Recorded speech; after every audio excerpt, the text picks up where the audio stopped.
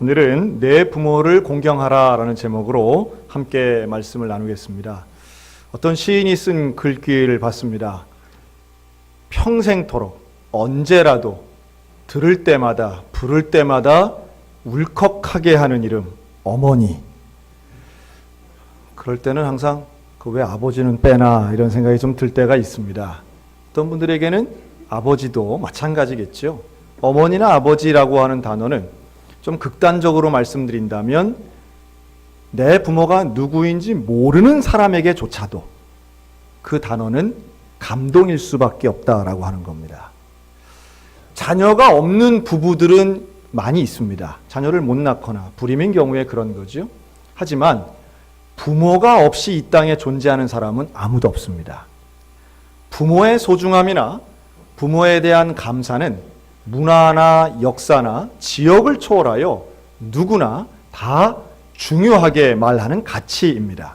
특별히 우리 대한민국은 그 가운데에서도 효에 대한 가치, 이 집안에서나 어른들에 대해 존중하고 존경하는 것, 이것은 유교적 전통뿐만 아니라 우리가 갖고 있는 기본적인 심성 자체가 효와 존경을 중요하게 여기는 문화권에 있기 때문에 부모를 공경함에 있어서는 그 누구도 이견이 없을 것이라 생각이 듭니다.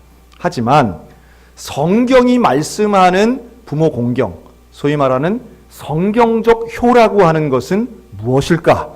오늘 이 말씀을 좀 드리고 싶습니다. 먼저 부모를 공경하는 일은 이렇게 말씀합니다. 이것이 옳은 일이다 라고 말씀해요. 옳은 일이랍니다. 이것은 부모님이 나를 낳아주셨으니까, 길러주셨으니까 여기에 대한 보답으로 하는 효가 아니라 효는 그 자체로 옳은 일, 정의로운 일, 하나님의 마음에 합한 일인 줄로 믿으시기 바랍니다. 그래서 이 옳은 일을 해야 되기 때문에 우리는 효를 하는 것이고 부모를 공경하는 것입니다. 여기에 대한 또 다른 설명은 약속이 있는 첫 계명이라고 하는 말입니다. 계명은 반드시 지켜야 되는 것입니다. 지키지 않으면 벌 받는 것이 계명입니다. 그러니까 올바른 일을 하지 않으면 말 그대로 옳지 않은 일, 부정한 일을 하는 것이기 때문에 우리는 올바른 일을 해야 되는 것이고 계명으로 정한 부모 공경, 효를 하는 것은 저와 여러분 모두의 의무라고 하는 말씀이에요. 이걸 어떻게 하느냐? 방법도 설명하죠. 부모에게 순종하라고 말씀합니다. 부모를 존경하라고도 말합니다. 그리고 부모의 말을 듣고 깨달으라고도 말씀합니다. 그러니까 진심으로 대하면 우리는 부모님에 대해서 그 은혜를 감사하고 감격하는 거죠. 아마 이런 노래 들어보셨을 거예요. 넓고 넓은 하늘이라 말들 하지만 나는 높은 게 또 하나 있지. 여러분, 이 노래는 원래 1946년도에 박재훈 목사님이 작곡하고요, 윤춘병 목사님이 이 가사를 쓰신 겁니다. 윤춘병 목사님은 감리교회 목사님으로 감독까지 지내신 분인데요, 감신대에 박물관장까지 하신 분입니다. 근데 이분이 북에 실향민이 된 거예요. 그래서 이북에 헤어진 그 자기 어머니를 그리면서 쓴 글입니다. 근데 이 곡이 우리 모두가 알만한 곡이지요. 그 이유가 있습니다. 우리 모두가 알고 있는 이유는 이게 원래 어린이 찬송가에 실렸던 곡이에요. 자, 오늘 한번 이 곡을 1절과 3절을 한번 불러보겠습니다. 네, 옛날에 이거 다 카네이션 들고 우리 다 불렀던 노래인데요. 이게 왜 찬송가인가를 3절이 우리에게 알려줍니다. 그래서 우리가 다 알고 있는 1절과 아마 대부분 모르실 3절만 1절, 3절을 우리 반주에 맞춰서 한번 불러보도록 하겠습니다.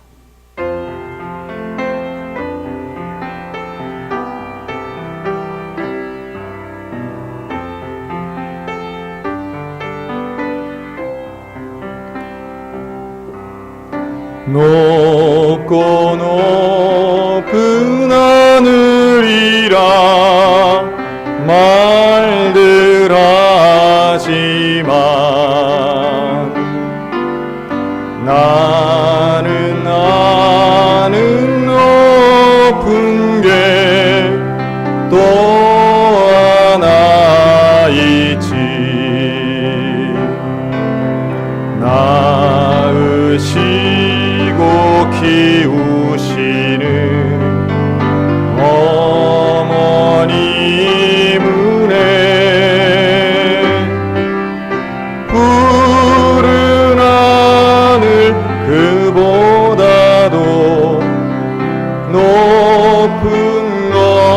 가되 3절입니다. 산이라도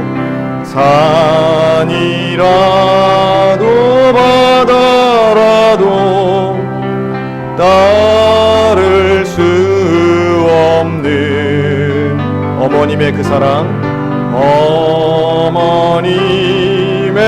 그 사랑, 거룩한 사랑,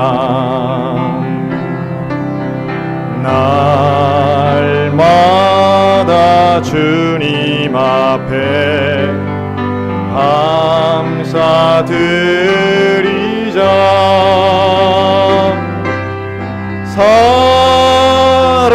사랑의 어머님을 주시는 은혜를. 이 3절을 보면 이런 가사가 나옵니다.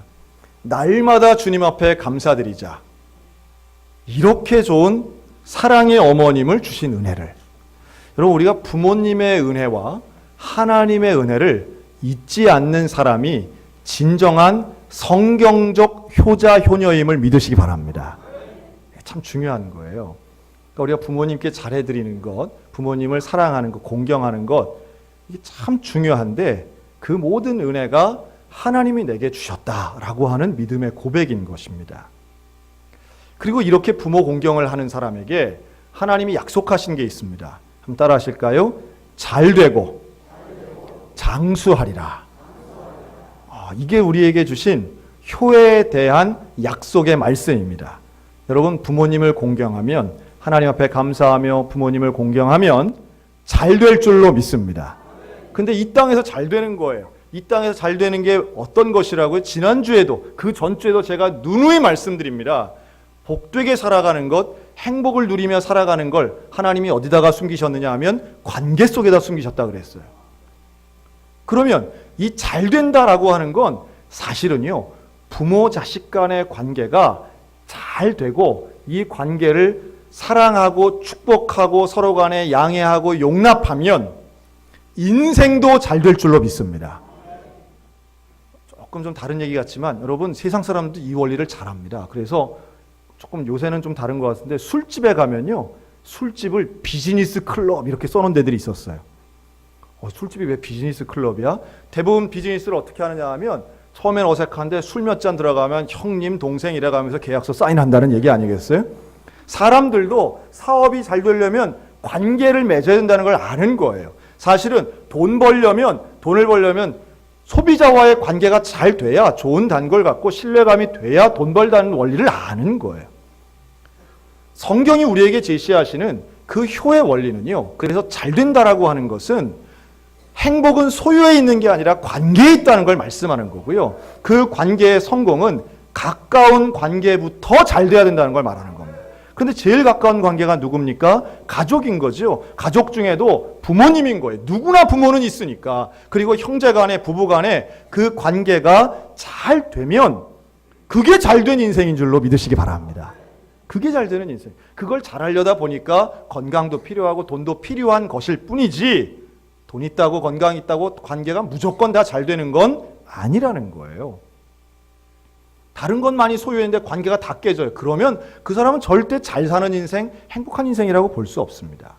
하나님과의 관계가 잘 돼 있는 사람, 그래서 하나님의 뜻이 무엇인가를 알고 하나님 말씀을 듣는 사람은 이웃을 사랑하고 가족을 사랑하고 부모를 공경하게 될 줄로 믿습니다. 그리고 그 말씀에 순종해서 가족과 가까운 사람들과 좋은 관계를 유지하면 날마다 기쁜 거예요. 그게 좋은 거죠. 그게 잘 되는 인생인 거예요. 그리고 장수한다는 것은 물리적 나이만 많이 먹는다는 게 결코 아닙니다. 건강한 삶이고 그러한 관계가 잘 이루어져서 온 가족이 함께 즐거운 삶이 지속되고 오래되는 것이 땅에서 잘 되고 장수하는 삶인 줄로 믿습니다. 그걸 약속해 주시는 거예요. 그러니까 효를 하면, 부모 공경하면, 관계 성공하면 잘 되는 건 당연한 이야기입니다. 하나님이 약속하신 것이고 이것이 우리 모든 믿음의 가정들 가운데 이루어지시기를 주님의 이름으로 축원합니다. 자, 그걸 위한 방법을, 그렇게 좋은 관계를 갖기 위한 방법도 오늘 본문이 말합니다. 기가 막히죠? 방법이 무엇인가? 오늘 두 가지를 말하는데 한번 따라할까요? 주의 교훈과 훈계로 양육하라. 주님의 교훈과 훈계로 양육하라는 거예요. 부모가 자녀를. 그런데 이 말을 잘 1차원적으로 들으면 맨날 앉혀놓고 성경 공부하라는 건가? 성경 읽으라는 건가? 물론 그것도 상당히 좋고 유익한 겁니다. 할 수 있다면 여러분 성경도 가르치는 부모님들 되셨으면 제일 좋겠어요. 이게 상당히 중요한 거예요. 성경 가르치는 건 상당히 중요한데요. 그런데 여기서 하나 더 나가면 성경적 원리를 가지고 살아가는 부모의 모습을 보여주는 것 최고의 교훈과 훈계로 양육하는 일이라고 생각합니다. 예를 들면 이런 거예요. 부모가 어려움을 당했을 때, 정말 문제를 당했을 때 그 문제를 신앙과 믿음을 가지고 해결해 나가는 것을 자녀들에게 보여주는 겁니다. 꼼수 쓰거나 부정을 사용하거나 야 인생 순진하게 살면 안 돼 이런 거야 하고 어디 뭐 연줄대고 부정해서 청탁해서 문제 해결하고 아버지 능력 있지 이렇게 보여주는 게 아니라 아들, 딸에게 살아계신 하나님을 믿는 부모의 모습을 보여주는 거예요. 어려울 때 부부가 서로 손잡고 기도하고 새벽에 나가서 어떤 다른 수를 쓰는 것이 아니라 하나님을 믿으며 정직하게 살아도 감사하고 우리 가족은 온전한 가족이 될 수 있음을 보여주는 부모. 우리 그런 통계가 있더라고요. 자녀가 원하는 제일 좋은 엄마 아빠의 모습이 뭔지 아세요? 제일 부러워하고 제일 기대하는 엄마 아빠의 모습은 부부끼리 화목한 부모랍니다. 화목한 부모. 능력 있는 아버지, 재력 있는 할아버지가 아니고요. 정말 화목한 부부가 최고의 부모가 될 수 있는 자질과 준비를 갖춘 거예요. 그리고 그 화목함을 가지고 하나님을 믿는 믿음의 원리를 가지고 그 가정을 이끌어가는 거죠.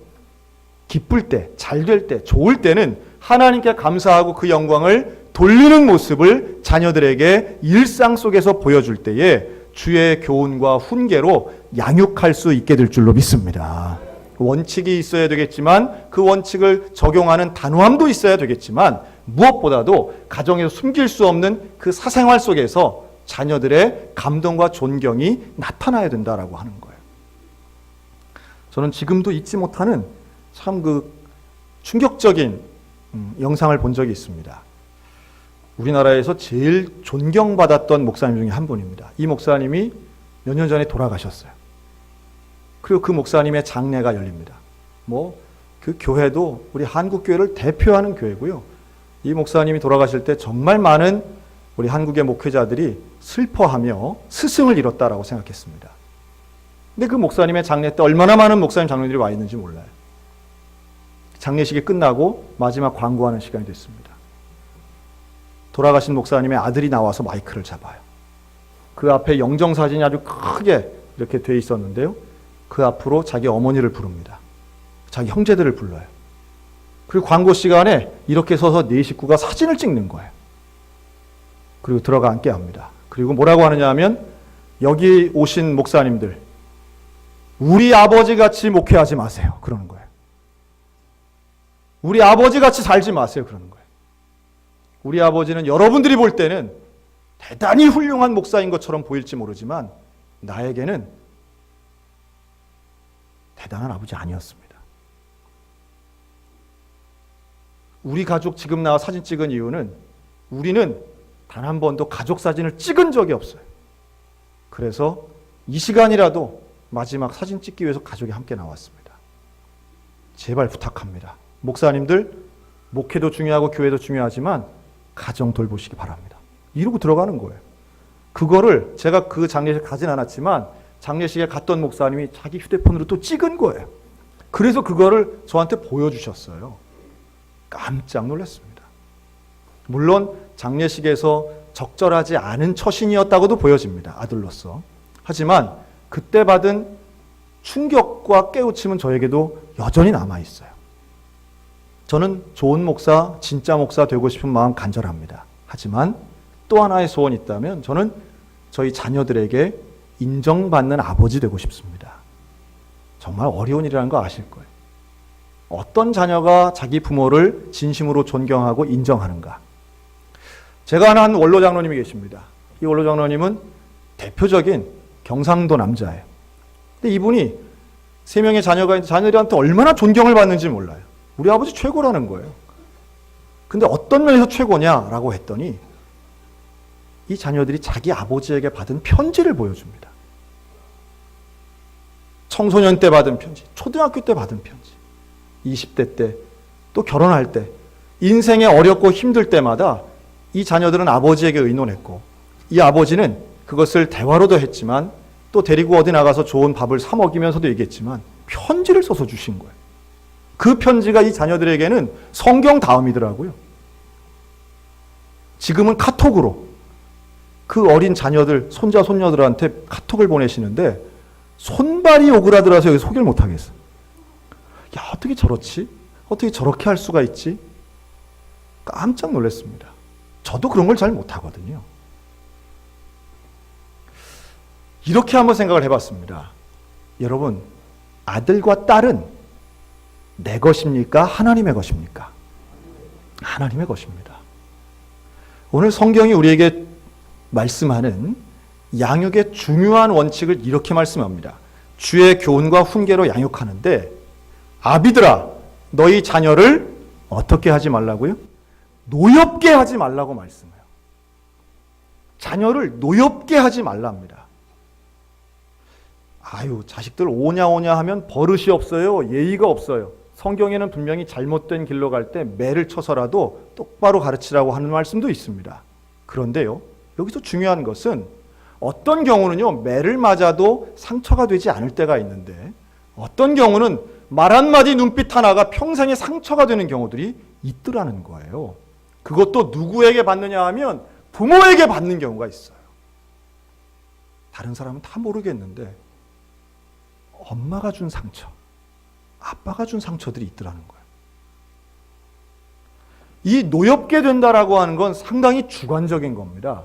객관적인 면에서는 별거 아닐 수도 있겠지만 그 자녀를 노엽게 하는 것은 진심으로 그 자녀를 이해하는 게 부족하거나 또 하나 존중하는 것이 부족할 때 일어나는 현상이라고 봐요. 무시하는 거죠. 너는 내 아들이니까, 너는 내 딸이니까 내 말 들어야 돼. 그건 안 돼. 네 결정 아니야. 내 결정 따라야 돼. 대부분 부모의 결정과 말이 옳은 경우가 많습니다. 그리고 성경에 봐라. 순종하라고 하지 않았냐? 너는 내가 부모니까 너는 나를 순종해야 돼. 나의 말에 순종해야 돼. 그 옳은 말도 일상의 삶 가운데 교훈과 훈계와 양육과 내 자녀는 내 것이 아니라 하나님의 것임을 인정하여 존중할 때에 온전한 결과로 이어진다는 것을 기억하셨으면 좋겠어요. 이 자녀에게 좀 예의를 다하는 부모가 되었으면 좋겠고요. 제가 최근에 들은 표현 중에 이런 표현이 있더라고요. 부모의 은혜가 소중하다면 자녀의 은혜도 인정해야 된다. 자녀의 은혜라는 말을 써요. 여러분, 자녀는 내 소유물이 결코 아닙니다. 하나님이 내게 양육을 맡겨주신 일종의 사명 같은 것이죠. 면류관이 될 수도 있겠지만 자녀 때문에 아파하는 기간은 또 얼마나 많습니까? 자녀 때문에 내가 고생하고 내가 대가를 치러야 하는 건 분명히 있습니다. 그렇다고 해서 자녀가 내 소유물인 것은 절대로 아닙니다. 하나님의 말씀과 하나님의 뜻대로 키워야 될 책임은 있지만 또 반대로 그 자녀가 잘 됐을 때 일부의 영광도 부모가 누리기도 하지만 우리의 기본적인 태도는 부모와 자녀 간에 건강한 관계가 있어야 된다라고 하는 거예요. 놀랍게도 에베소 5장과 6장은 바로 이 관계에 대해서 계속 말씀합니다. 5장에서는 부부간의 관계를 말씀하고요. 6장에서는 부모-자식 관계, 또 종과 상전의 관계를 말합니다. 일방적인 관계는 없다는 거예요. 한쪽은 굽히기만 하고 한쪽은 누리기만 하는 그런 관계는 건강할 수도 없고 하나님의 뜻이 아니라고 하는 겁니다. 그리고 성경이 말하는 기독교적 관점의 효가 무엇인가 하면 우리는 모두 하나님의 자녀이고 내가 사랑하는 내 배우자, 내 자녀라 할지라도 존중해주는 건강한 관계가 있어야 된다라고 하는 거예요. 이게 생각보다 쉽지 않습니다. 얼마 전에 저희 막내가, 저는 3남매를 두고 있는데요. 애들이 좀 다 달라요, 성향이. 근데 이 막내가 저한테 몇 달 전에 그러는 거야. 아빠, 어버이날 선물을 뭘 받고 싶으세요? 참 그럴 때가 오지요. 예. 근데 이제 얘 생각이 뭐냐 하면 큰형은 돈이 많으니까 지 생각이 그런 거예요. 예. 뭐 돈이 많아야 얼마 있겠어요. 그런데 고등학생인 누나도 형도 뭘 선물을 준비하고 사는 것 같은데 자기는 돈이 없으니까 뭘 해야 될지 이제 모르겠는 거예요. 그래서 아빠한테 와가지고 아빠 뭘 했으면 좋겠어요. 여러분 그때가 기도 응답의 순간인 줄로 믿습니다. 제가 그런 기회를 잘 안 놓쳐요. 그래서 제가 딱 붙잡고 진지하게 얼굴을 보면서 제가 그랬습니다. 야, 아빠한테는 소원이 하나 있어.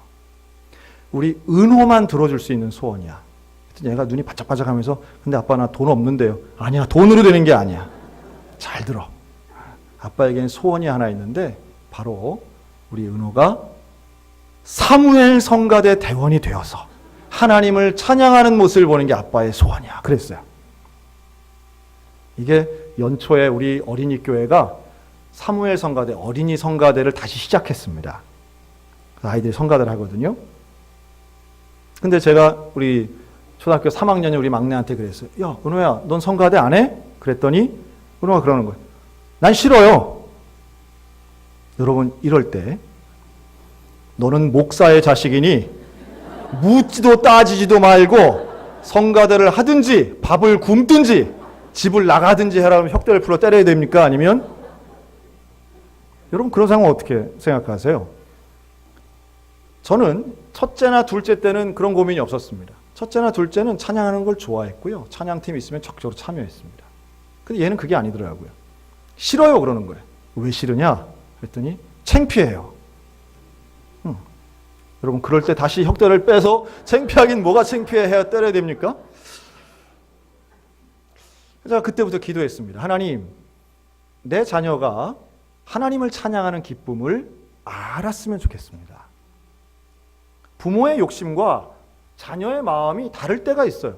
부모가 원하는 게 올바른 길이고 좋은 길이고 유익한 길임에도 불구하고 자녀가 그것을 거부하고 거절할 때가 분명히 있습니다. 여러분 그럴 때가 바로 우리가 기도해야 될 때이고 그 문제를 지혜롭게 관계가 다시 좋아지기 위해서는 빠른 해결보다는 제대로 된 해결이 있어야 되지 않겠어요? 그래서 제가 기도했습니다. 기도하면서도 늘 때가 있으면, 늘 기회가 있으면 아빠에겐 소원이 있는데, 아빠에겐 소원이 있는데 이런 거 했어요. 그러니까 얘가 그 얘기가 또 나오니까 애가 실망을 해요. 아, 진짜 그게 소원이에요? 그러는 거예요. 그래서 내가 그럼 아빠의 소원은 그거야. 아빠의 소원은 은호가 하나님을 찬양하는 기쁨을 알았으면 좋겠어. 보니까 사무엘 성가 선생님이 얼마나 열심히 하시는데 가운을 입고 찬양을 하는 것이 얼마나 영광된 일인지 우리 은호가 알았으면 좋겠어. 그랬더니 한숨을 푹 쉬더니 알았어요. 5월 둘째 주부터 할게요. 그러는 거예요. 이야, 참 그것도 속에서 이렇게 확 올라오잖아요. 이게 왜? 근데 5월 둘째 주가 어버이 주일이니까, 어버이날 선물이니까 그게 오늘이에요. 그게 오늘이라니까요. 기가 막히지 않습니까? 참 목사라고 해서 마음대로 이렇게 되는 게 아닙니다. 그러니까 이제 오늘 또 성가대 지난주에 연습하고 이제 오늘 하는데 지난주에도 연습을 해야 오늘 할 수 있다는 걸 제가 또 붙잡고 한참 설득을 했어요. 성가대는 그냥 하는 게 아니다. 연습을 해야 되는데 연습은 일주일 전에 하는 거야. 뭐 자기가 약속한 거는 둘째 주, 그래 둘째 주에 하려면 연습을 해야지. 그래서 연습을 했어요. 오늘 가운 입고 했어요.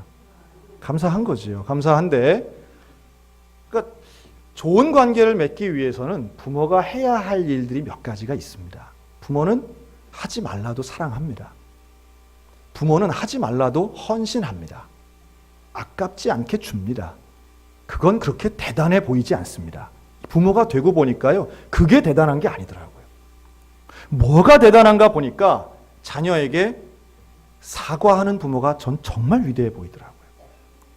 부모에게 감사하는 부모가 정말 훌륭해 보이더라고요. 어떨 때 자녀가 노엽지 않게 되느냐? 부모가 진심으로 존중해 줄 때에 자녀는 노엽지 않게 됩니다. 존중받지 못할 때에 온갖 거를 누리지만 존중받지 못할 때 사람은 노여움과 상처를 받게 됩니다. 근데 그 존중받는 것, 어찌 보면 혹시 그런 분들 계실지 모르겠어요. 나도 내 부모에게 단 한 번도 존중받지 못해서 자식에겐 그래도 되는 줄 알았다는 분들 혹시 계실지 모르겠어요. 어떻게 해야 존중하는 것인지 몰라서, 아니 어찌 보면 집 밖에서 너무 스트레스를 많이 받으니까 집 안에서는 좀 내 마음대로 해도 되는 걸로 생각해서 기억도 나지 않는 그런 단어들, 의도하지 않은 행동들로 자녀들에게 상처 준 부모님들 혹시 계실지 모르겠습니다. 그러나 성경은 우리에게 말씀합니다. 자녀는 부모를 공경해야 되지만 부모는 자녀를 존중해야 되는 것입니다. 그 존중하는 가운데 때로는 사과하고요, 때로는 감사하고요, 그러면서 부모가 하기 제일 좋은 건 결국 자녀를 축복하는 거 아닌가 생각이 들어요. 그리고 그 축복이 감동이 되고, 제가 보니까 다 그렇더라고요. 나이 든 자녀를 감동시키는 일은 아주 쉬워요. 미안하다 그러면 다 되더라고요. 미안하다 그러면 다 되더라고요. 가족에 주신 하나님의 아주 비밀의 열쇠 같아. 제가 어린이나 청소년들 설교할 때 그런 얘기합니다. 세상에 제일 쉬운 게 뭔지 알아? 부모님 감동시키는 거야. 어떻게 해요? 저 공부를 못해. 상관없어. 뭐 선물이 상관없어. 부모님한테 가 사랑한다고 얘기해봐. 어떤 부모나 다 녹는다. 그러지 않습니까? 맞잖아요.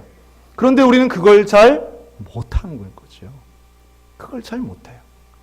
다른 사람한테는 잘하면서도, 다른 분들한테는 잘하면서도, 비즈니스 관계에 있는 사람한테는 잘하면서도 가장 가까이 있는 사람에겐 가장 무례하게 행했다면 오늘 이 말씀 가운데에 우리 하나님 앞에 정말 좋은 부모, 건강한 가정이 될 수 있는 우리 모두가 다 되시기를 주님의 이름으로 축복합니다.